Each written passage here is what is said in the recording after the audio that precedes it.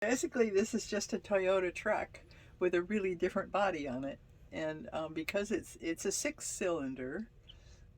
They at first they only had four, and I mean I can't imagine that going up over the hills.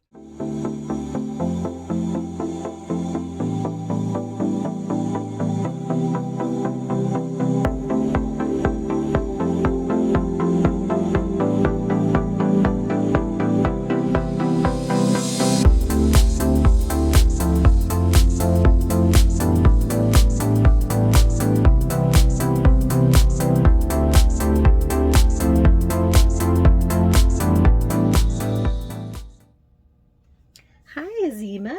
I'm Hi, here with Candace. Azima Forrest, and she is a solo RVer. Right.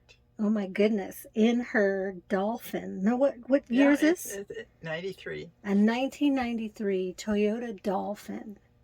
And how long have you been doing it this far? Only a few months at this point, but 30 years ago, I was a full-time RVer for 3 years in another Toyota based. It wasn't a Dolphin, it was a, what do they call it, Odyssey, but it was the same size and a little bit different layout. But so then when I got this inspiration, the inspiration that I got was to be a campground host. That's my aim, and I actually have now an assignment for my first one in 23, so that's wonderful.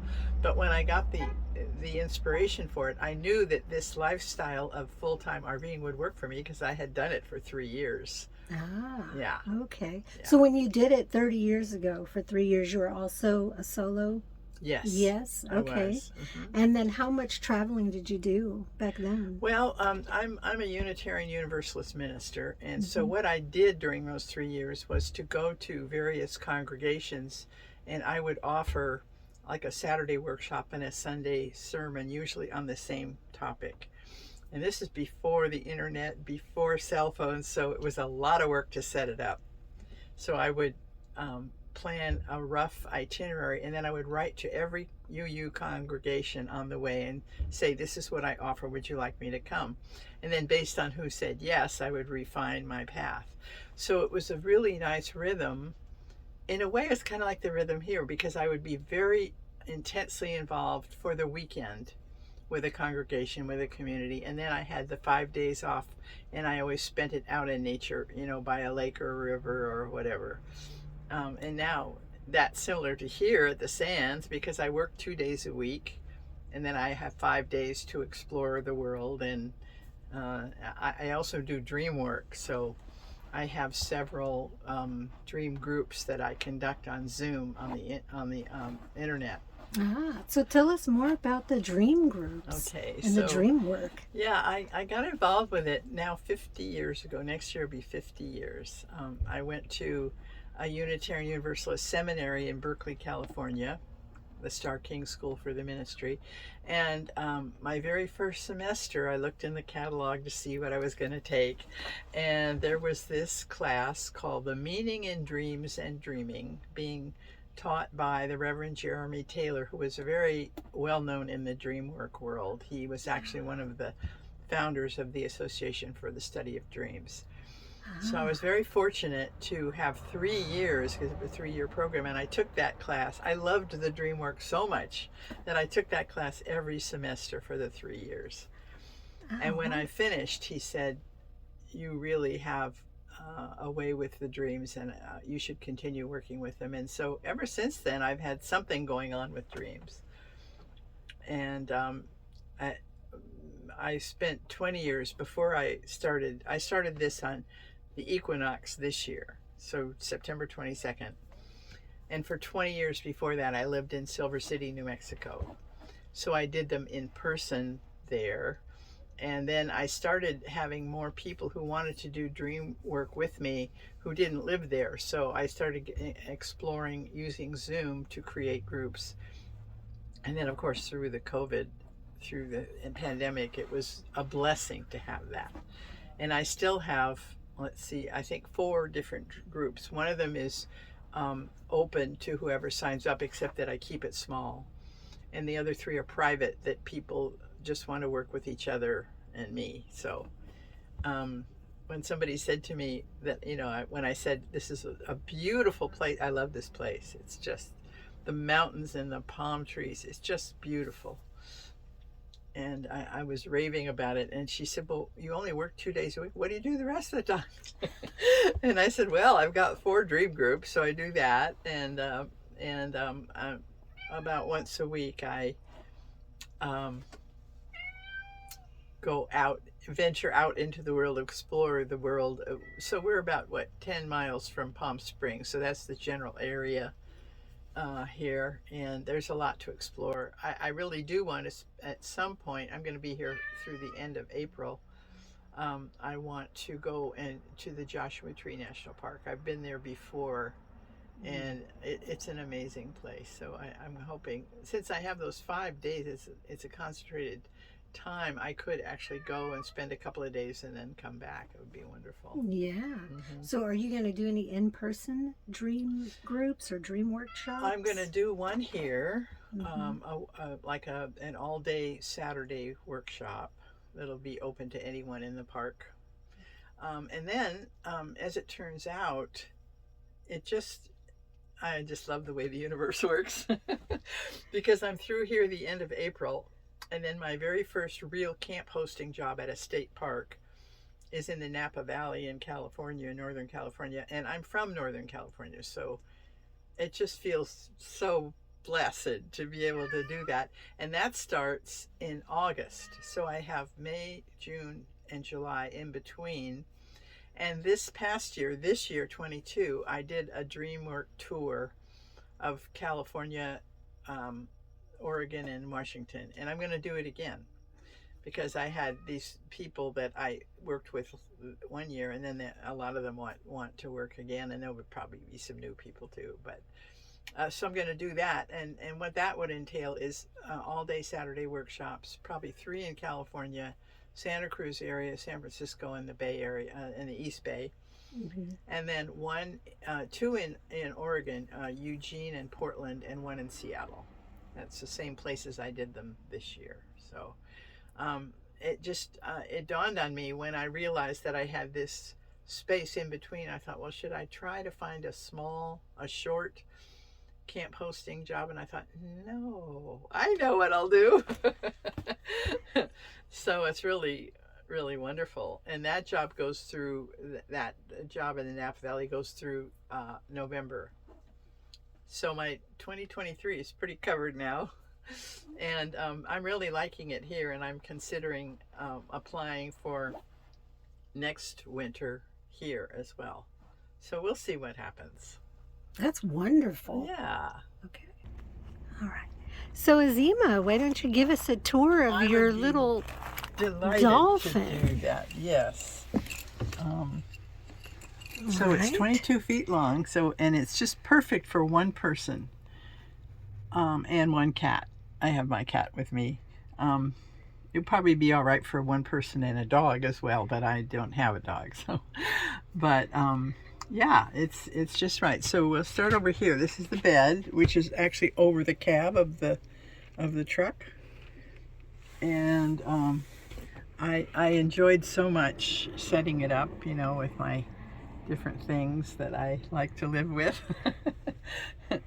And then this here is what I call the couch, but it also can be a bed for a guest. Like I have a friend who's going to come from Silver City, New Mexico, for Christmas and spend one night with me here. And then her family is having, it just happened by synchronicity, her family is having a family reunion in Palm Springs. So she's going to be with them, and she's going to come and get me to be with them on Christmas Eve. So, but anyway, this will be her bed. And here's the kitchen over here. Nice. And the bathroom is in the back, which is very nice to have it in the back. I like having it in the back. My other had a different layout. The one that I lived in before had a different layout. And I like the way it has mirrors, because a lot of RVs have the mirrors. It makes it look bigger. Yes, that's right. So yes, and then I had to decide because I lived in a little house And when I decided I was going to do this, I decided that I would take only what I could in here and that I really need to live with in terms of my fullness of my being. And then I had what I called the grand giveaway and invited all my friends from Silver City to come on a weekend. And I said, take whatever you want. If you want to leave a donation, I'm happy to receive it. And I got so much money. And people were going, are you sure that you want to get rid of this? And I go, yes, I'm ready. I'm ready. So these two things are two of the biggest things that I kept of a not practical nature. This is Guadalupe. It's been with me for, I don't know, 20 years, I think. It's from Mexico. And this is a crystal that actually formed in the ground like this, these three pieces. And I call it bright angel, dark angel, because it symbolizes for me the blessings that come to us from the divine, from the universe, some of which are delightful and fun, which is this white one, which I call bright angel. And some of them are very difficult, and that's the dark one, the dark angel. But they all are for our well-being. It's very beautiful. Yes, I love it crystals. is. It's just, me too. Gorgeous. Yeah. And then this is the area that, as it was created by the creators, this was to be made into a second bed if you want. But I don't want a second bed. I do not want 3 people in there, ever. So I had a wonderful RV tech modify the table so it's permanently up. And then I have a place to sit over here. And this is where I store all my computer and my printer and all that stuff when I'm traveling. Some of it's still out. All right. Yeah. And it is very light. I love it that it has these 2 big windows, and then it has these 3 vents on the top, which and when it gets hot in here, if I open them, it immediately starts to cool off. If I'm in a cool place. Right. Yeah. Yes. So that's the tour. So is any of this original to the Dolphin, or was something? The layout is definitely original, and I think the kitchen, this whole thing is the same, just as it was. But the woman that I bought it from, she remodeled it. So she did all this white painting, which I love. It's so bright and light. I'm sure it was wood colored, originally. And I think she also had all this upholstery done, because it was probably in the old style of this would have been, something brown and orange. So I really appreciate when I found it online, she listed it, and I went, oh, it's mine. I know it's mine. And she and I worked it out, and here's another funny thing. So there's a cabinet here under this seat. She also traveled with her cat. So she installed a cat door, and she put the litter box in there. So that's where Louis goes, when he's not able to go outside. And when we first started on the road, he was so, you can imagine a cat who never traveled except to go to the vet in a car.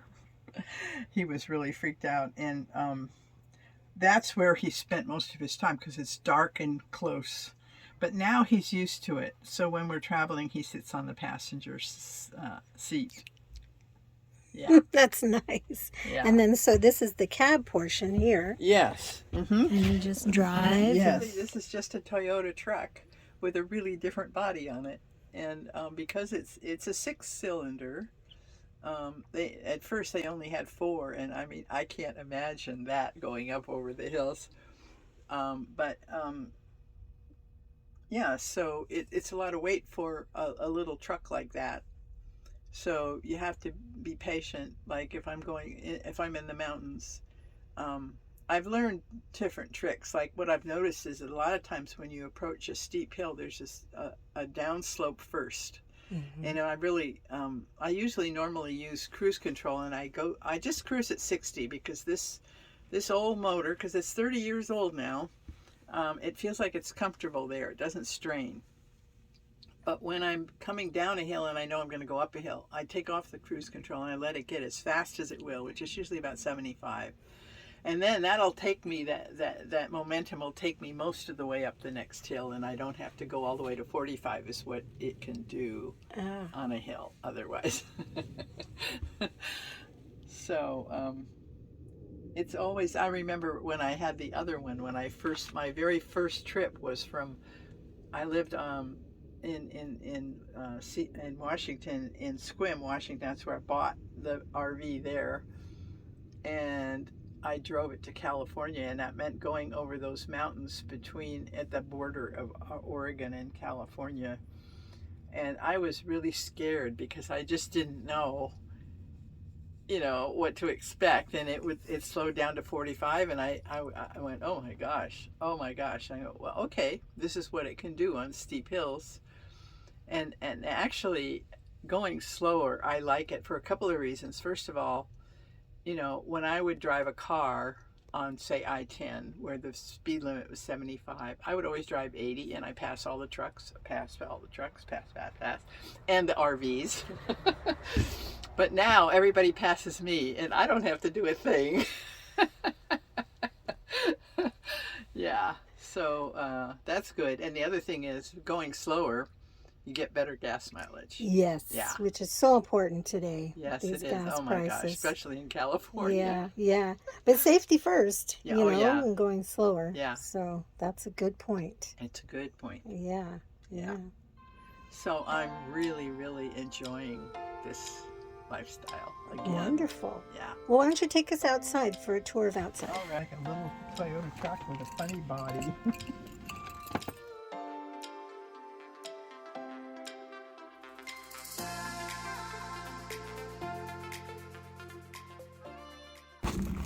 There's the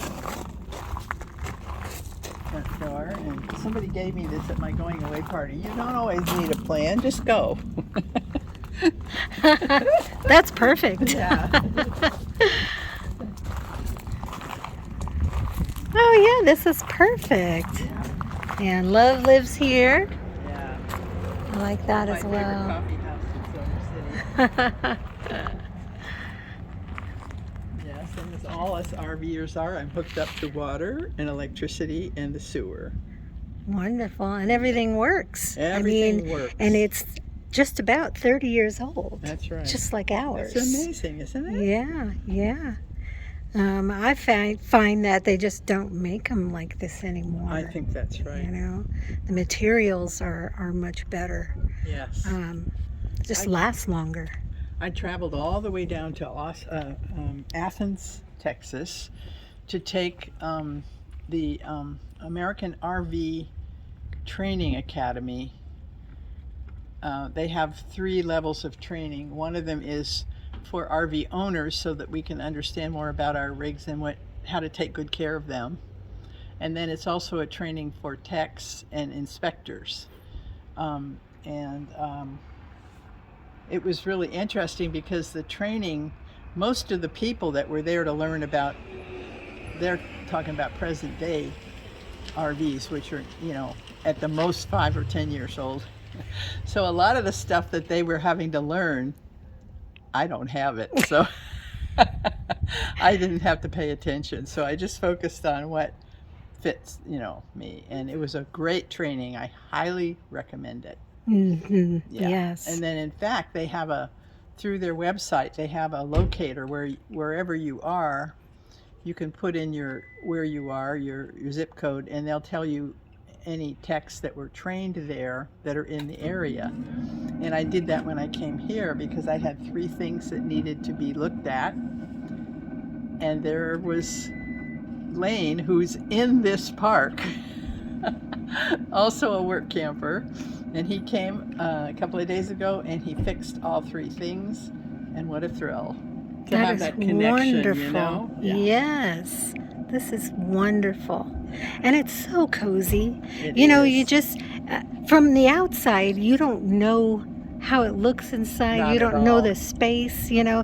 It looks tiny. Yes. But you walk in there and it's It's a just little perfect. home. It's a little home. Right. Yeah. for a person and a dog or a person and a cat. Yeah. You know, it's the perfect size. I heard about somebody that has one this size, that a couple with 2 dogs, and I went, I can't imagine that. I just can't imagine that. It's impossible. Yeah, but people are making it work.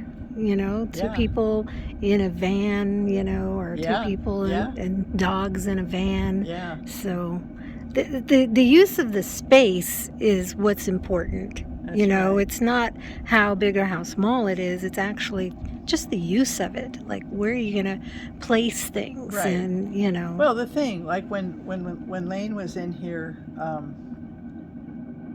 fixing the things, just to have another person in there, you know, I had to just really pay attention to stay out of his way, because there's not room for 2 people to walk past each other on the floor, you know. So that's the thing, I can't imagine 2 people living in it. Right. It's like, all right, you go up on the bed and you stay there for the next 2 hours because I'm going to sit down. Or go outside. Or go outside, right. Yeah.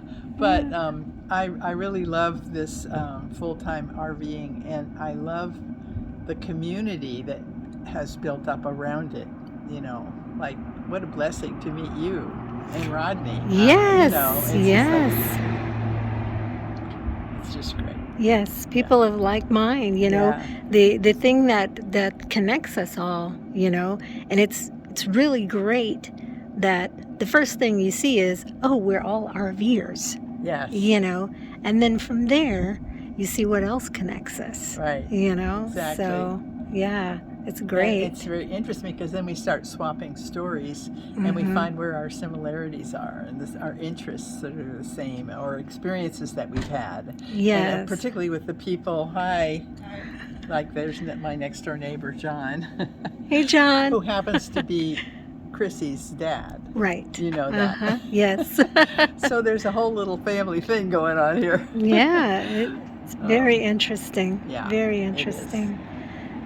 But yeah, meeting all the people that you meet in each park that you go to, you meet new friends. Yes. You know, so, and people that you're going to stay in contact with. Right. So that's. In fact, Lane and Chrissy, they met a couple somewhere, and they actually went on a long jaunt, all 4 of them together, because they enjoyed each other's company so much, and they had some places they wanted to go to see that they all wanted to see. So it's fantastic. That's fantastic. Well, thank you, Azima. This has been wonderful. Thank you. And I will give her information in the description, so you can contact her about her dream workshops. She also, you still do weddings? I do. She performs weddings. So if you're getting married and you want a non-denominational spiritual wedding that's different than the norm, she also does those. So. And I love doing those. Yes. Thank you, Azima. Yeah, thank you, Ken.